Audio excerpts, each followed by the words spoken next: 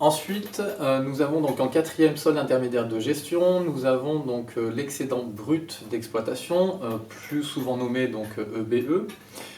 Donc en fait c'est le dernier solde avant de retrouver en fait notre résultat d'exploitation que l'on retrouve donc sur le compte de résultats. Donc simplement l'EBE il va énormément se rapprocher du résultat d'exploitation. Simplement ce qu'il ne prend pas en charge en fait finalement ça va être les amortissements. Voilà, ça va être les amortissements qui sont liés donc en fait à notre actif, d'accord.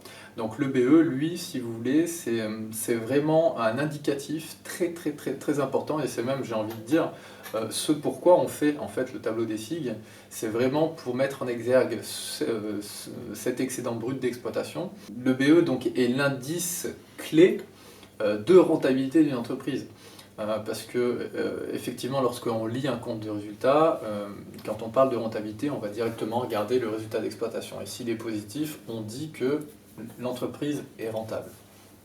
Mais il se peut qu'une entreprise soit rentable, quand bien même son résultat d'exploitation est négatif. Et ça peut être dû en fait finalement à la teneur de ses amortissements. Si par exemple vous avez un résultat d'exploitation moins 5 000 €, mais que vous avez dans ce calcul-là eu des amortissements égaux à 10 000 €, et ben en fait finalement vous aviez eu, si vous n'aviez pas eu d'amortissement, vous auriez eu un résultat d'exploitation à plus 5 000 €, donc en fait vous seriez rentable.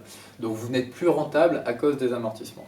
Et bien simplement voilà, le BE, c'est ça qui met en exergue, c'est la rentabilité de l'entreprise sans les amortissements. Donc purement comptable, au niveau comptable, voilà, c'est une vraie rentabilité, la rentabilité est décrite par le BE.